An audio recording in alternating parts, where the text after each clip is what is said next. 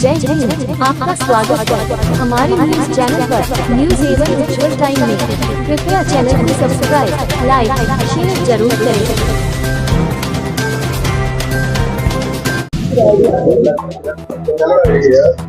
Sir, आज आपके द्वारा मीडिया को ब्रीफ किया जा रहा है, कौन सी पार्टी का और किसकी आज आप मीडिया को ब्रीफ करें? सबसे पहले तो आज रामनवमी है। मैं देश के सभी देशवासियों को ढेर सारी शुभकामनाएं दूंगा कि जिस तरह से आज भगवान जन्म लिए थे, देश मिलजुल करके इस जन्मोत्सव पर जयंती को मनाए। और आप सभी का, पत्रकार बंधुओं का बहुत बहुत स्वागत, अभिनंदन है कि आज लखनऊ में आप लोगों के द्वारा प्रेस वार्ता हो रही है और आप लोगों के माध्यम से जो संदेश जिस समाज से हम जुड़े हैं जाएगा तो एक अच्छा संदेश जाएगा, जिसके लिए आप लोगों से मैं अनुरोध करूंगा कि उन्हें जागरूक करें और उनका जो अधिकार है, जो हक है, वो किसी न किसी तरीके से उन्हें दिलाया जा सके। तो ये पहले वाहन चालक कल्याण संगठन एक समिति थी जिसको ड्राइवर समाज पार्टी में तब्दील किया गया है, जिसको कन्वर्ट कर दिया गया है ड्राइवर समाज पार्टी के नाम से। 25 फरवरी को इसका गठन किया गया कमेटी का और 15 मार्च को इलेक्शन कमीशन दिल्ली को फाइल बना के दे दी गई। तो अब इसी मुद्दे पर हम चलेंगे, जो कि 2017 से मैं एक समिति के माध्यम से सरकार से लड़ रहा था ड्राइवर समाज के लिए, MB एक्ट की लड़ाई, जिसमें हर प्रकार से चाहे 2 व्हीलर हो या 4 व्हीलर हो, हैवी व्हील्स हो, किसी न किसी प्रकार से सरकार हर व्यक्ति को लूटने का काम कर रही। तमाम तरह के नियम कानून, कोई ये पेपर है, कोई वो पेपर है। तो इन तरह के मुद्दों पर हम लड़ रहे हैं और अब ड्राइवर समाज पार्टी बना करके एक राजनीतिक मंच से अपने कैंडिडेट तैयार करेंगे, जो कि विधानसभा तक, पार्लियामेंट तक पहुंचाने का काम करेंगे, कि ताकि ड्राइवर का जो अधिकार है, जो देश के आम लोगों का अधिकार है, तो उस विधानसभा के जरिए, लोकसभा के जरिए लोगों को मिल सके। लोकसभा चुनाव में क्या आपके प्रत्याशी कर रहे हैं? हाँ, अभी लोकसभा प्रत्याशी हमने एक उतारा था अमरोहा जिला से, जो हमारे साथी हैं अजय गुजर जी, अमरोहा से बिलोंग करते हैं। वहाँ से इनका पर्चा भरा गया था, जो कि वहाँ के DM साहब ने रात को 9 बजे फोन किया हमें, जिस दिन पर्चा कैंसिल करना था। तो उन्होंने फोन किया कि आपका पर्चा नहीं चल सकता, आपकी पार्टी अभी मान्य नहीं है। तो हमने कहा कि अगर पार्टी मान्य नहीं है तो आप हमारा निर्दलीय प्रत्याशी घोषित करिए। तो उन्होंने इतना सुनकर फोन काट दिया और फिर उस पर्चे को निरस्त कर दिया, हमारे प्रत्याशी को मैदान में आने नहीं दिया गया। अगली तैयारी हमारी बनारस से है। एक लाल जी हैं, जो काफी दिनों से उनको एक अपने को जिंदा साबित करने के लिए लड़ाई सरकार से, गवर्नमेंट से लड़नी पड़ी थी। आप लोग न्यूज के माध्यम से देखे। उन्होंने हमसे संपर्क किया तो उन्होंने कहा कि सर हमारी सहायता करें। तो हमने कहा ठीक है, ड्राइवर समाज पार्टी से आपको समर्थन हम देंगे, हालांकि टिकट तो दे नहीं सकते, समर्थन हम ड्राइवर समाज पार्टी से बनारस में उनको देंगे और जमकर लड़ाई लड़ेंगे। चुनाव लड़ाई मुद्दा हमारा ये है कि आप लोग भली भांति जानते हैं कि देश में शिक्षा व्यवस्था किस प्रकार से है। आज के डेट में गरीब अपने बच्चों को पढ़ा नहीं सकता, 2 बार एडमिशन कर दिया गया। शिक्षा के नाम पर अनेक प्रकार की व्यवस्थाएं बताई जाती हैं लूटने के लिए। आप लोग इससे पहले देखे होंगे कि 100 रुपये महीने फीस, 50 रुपये महीने फीस। आज के डेट में अगर किसी भी विद्यालय में पढ़ाने जाते हैं तो उन विद्यालयों की फीस 500, 700, 1000 इस तरह के सिस्टम बना करके लूट मचाई जा रही है। और जो बाकी ऊपर की पढ़ाई है, हमने तो वहां तक नहीं पढ़ा है, लेकिन सुना है कि कहीं से 15 लाख का एडमिशन है, तो कहीं पे 20 लाख का भी एडमिशन है, कहीं पे 2 लाख का एडमिशन है। तो इन शिक्षा व्यवस्था पर हम सरकार से लड़ेंगे कि इस काला बाजारी को, ये जो गैंग बनाई गई है शिक्षा विभाग की एक लूटने के लिए जनता को, इस विभाग को ध्वस्त करने का काम करेंगे। इन गैंगस्टरों से हम लड़ेंगे। इस लूट को तत्काल बंद किया जाए और लोगों को शिक्षा सुविधा जो है सरकार द्वारा लोगों को जितनी कम खर्च में हो सके उतने कम खर्च में लोगों को प्रोवाइड कराया जाए। प्रत्याशियों का वो नामांकन निरस्त कर रहे हैं DM, मान लीजिए बनारस से भी DM ने निरस्त कर दिया, तब क्या करें? तो हमारे पास पूरे भारत के 80 संगठन हैं जो वाहन चालक समेत। अभी आपने देखा होगा कि 3 जनवरी को हमने एक कार्यक्रम किया था दिल्ली के जंतर मंतर पर। वहां से हिट एंड रन कानून को लेकर अपने मुद्दे की लड़ाई हमने लड़ा था और 2 दिन का हमारा स्ट्राइक भी था। उस स्ट्राइक में देश के प्रशासन को और देश की सरकार को भी पता चल गया होगा कि हम कर क्या सकते हैं। अगर हमारे साथ अन्याय होता है तो न्याय की लड़ाई लड़ने के लिए हमारे सामने एक ही रास्ता है, नॉन स्टॉप। बात कर लें कि आप जो प्रत्याशी खड़े हो रहे हैं तो आप किसी पार्टी के गठबंधन करेंगे कैसे करें? गठबंधन करने का सिस्टम तो बन ही नहीं सकता अभी, क्योंकि 2017 से हम लड़ाई लड़ रहे हैं।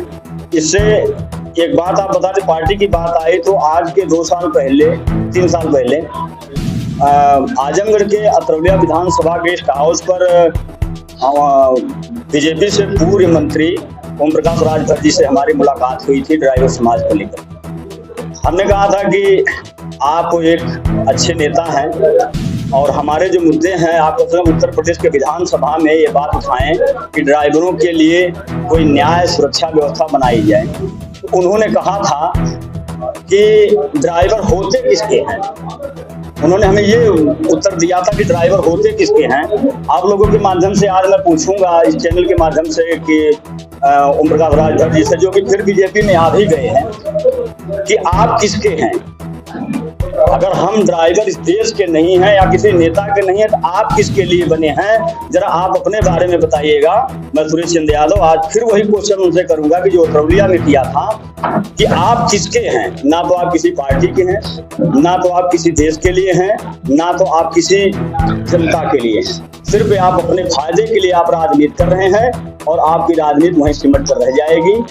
सामने जवाब देने के लिए ड्राइवर समाज पार्टी तैयार है, किसी से गठबंधन करने नहीं जाएंगे। जो भी लड़ाई हम लड़ेंगे अपने ही बलबूतों पर लड़ेंगे, क्योंकि देश में 22 करोड़ की जनसंख्या है हमारी। 22 करोड़ की जनसंख्या पूरे भारत में हमने आकलन किया है अपना ड्राइवरों का, और उसको अगर हम एक घर से 3 मतदाता चुनेंगे तो 63 करोड़ मतदाता हमारे पास होंगे। हमें गठबंधन करने की आवश्यकता ही नहीं है। अगर कोई पार्टी हमारे सामने अगर कोई मुद्दा रखती है गठबंधन करने का, तो पहले इन मांगों को लिखित प्रमाण में खुले मंच पर उनसे मुहर लगवाएंगे, हस्ताक्षर करवाएंगे कि सरकार क्या आपकी बने या हमारी बने। ये जो मांग है, जो अधिकार है, ये जनता को प्रोवाइड किया जाएगा या नहीं। यदि किया जाएगा तो गठबंधन करेंगे, अगर ये सब व्यवस्था जनता को नहीं दिया जाएगा तो हम इसमें कोई गठबंधन करने के लिए राजी नहीं होंगे। लड़ाई ड्राइवर समाज अपनी लड़ने के लिए तैयार है। के जंतर मंतर पे अपना बयान दिया, अपनी मांग रखी, और वहां से हम मांगे रख करके जो पैड थे वो सरकार को दे करके हम आजमगढ़ पहुंचे। तो 16 जनवरी को रात को 9:30 बजे हमारे घर को पुलिस छावनी में तब्दील कर दिया गया। हमें पता तक नहीं चला कि हमारे घर पुलिस क्यों आई है, और आज तक ये कारण भी मुझे नहीं बताया गया। मुझे उठाया गया वहां से, कारण मैं पूछता रहा, लेकिन कोई भी अधिकारी इस बात को बताने के लिए तैयार नहीं हुआ। उसमें एसटीएफ थे और जो हमारे थाना प्रभारी, थाना इंचार्ज, तमाम लोग थे। हमने कारण पूछा तो हमें इसका कारण नहीं बताया गया। यही बताया गया कि चलिए आपसे थाने पर कुछ पूछताछ करनी है। अपना थाने तक हमें ले गए, वहां पर कोई हमसे बात नहीं हुई, कुछ भी हमें नहीं बताया गया। इसके बाद वहां से हमको आजमगढ़ कोतवाली में ले जाया गया 16 तारीख को रात को। तो कुछ अधिकारी आए जो कि उनके बताए हुए सिस्टम से मुझे पता चला कि सीआईडी इंस्पेक्टर जी थे। वो 2.5-3 घंटा हमसे वार्तालाप पूरी रात हुई। उन्होंने हमसे पूछा कि आपके पास से पैसा आता कहाँ से है, कि आप संगठन कैसे चलाते। यही बातें बार बार हमसे पूछी गई। हमारे मोबाइल को पूरी जांच पे लगाया गया, हमारा अकाउंट नंबर लगाया गया, हमारे जितने पदाधिकारी थे सभी के नाम लिए गए, सभी के बारे में पूरा डाटा लिया गया। इसके बाद हमको वहाँ 3 दिन तक रखा गया और इसका कारण हमें नहीं बताया गया। हमने वहाँ कोतवाल जी से पूछा कि आखिर हमें कब छोड़ा जाएगा या किस गुनाह में पकड़ा गया मैं, इसका कारण उन्होंने नहीं बताया। 18 तारीख को दिन में 11:30 बजे अहिरोला थाने से 2 सिपाही गए, बाइक पर हमें उठाकर लेकर आए हमारे अहिरोला थाने पर। इसके बाद हमारे परिवार को वहाँ ये लोग दिए। इसी बात में मैं एक बात कहूंगा कि जिन अधिकारियों के द्वारा माननीय प्रधानमंत्री हो, चाहे माननीय गृह मंत्री जी हो, चाहे माननीय उत्तर प्रदेश के मुख्यमंत्री जी हो, जिनके भी द्वारा हमें उठवाकर पूछा गया कि पैसा हमारे पास कहां से आता है, हम संगठन कैसे चलाते हैं, देश के समाज के लिए हम लड़ाई कैसे लड़ रहे हैं, न्याय की मांग कैसे कर रहे हैं, वो तो हम खुले आधार पे हमने दिखा दिया, रख दिया। लेकिन आज मैं माननीय प्रधानमंत्री जी से पूछना चाहता हूं कि आपके पास 6,600 करोड़ रुपया आपके पास कहां से आया? ये देश का नागरिक होकर के पूछने का मेरा अधिकार है। आपने मुझसे पूछा तो मैंने एक एक पाई का आपको जवाब दिया है, एक एक पाई दिखाया है। लेकिन आप भी बताइए कि आपके पास 6500 करोड़ रुपया कहां से आया है? इसका हिसाब आपको देना होगा। अगर आप सीधे तरीके से नहीं देंगे तो हम ड्राइवर इस हिसाब को आपसे लेना जानते हैं। इससे क्या आपने बताया कि आपको उठा के ले जाया था, उसके बाद आपकी कोई कार्रवाई हुई? नहीं, कार्रवाई हमारे ऊपर कुछ भी नहीं हुई। आपकी तरफ से कुछ नहीं, हमने कोई कार्रवाई नहीं किया। हमने सिर्फ यही ठाना है कि न्यायालय में या कोर्ट में जाने से हमें कोई फायदा नहीं है, क्योंकि पहले से कई लाख फाइलें पड़ी हुई है न्यायालयों में, सबको न्याय नहीं मिल रहा है। हम भी मुकदमा, हमारे पास कोई जमीनी विवाद चल रहे हैं, आज 8 साल से 10 साल से तारीखें सिर्फ चल रही है, न्याय नहीं मिल रहा है। तो हम इसलिए फाइल लगाने नहीं गए। हमने सिर्फ यही उसे टारगेट अपना बनाया है कि अब हम अपने न्याय के लिए जनता से आवाज लगाएंगे कि हमें कैसी सजा मिलनी चाहिए, क्या हमें न्याय मिलने योग्य हमने कर्म किया है या नहीं। यदि मैं गुनहगार हूं, अगर जनता के अधिकार पे बात मैंने किया है, यदि मैं इसका गुनहगार हूं तो मुझे सजा जनता दे। अगर मैंने जनता के हित में बात किया है, अगर जनता के हित में मैंने स्ट्राइक किया है, अगर जनता के हित में मैंने सरकार के सामने चट्टानों की तरह अपने ड्राइवर समाज को लेकर खड़ा रहा, तो मुझे सजा मिलनी चाहिए। अगर मैं गुनहगार नहीं हूं तो मुझे सजा नहीं मिलनी चाहिए।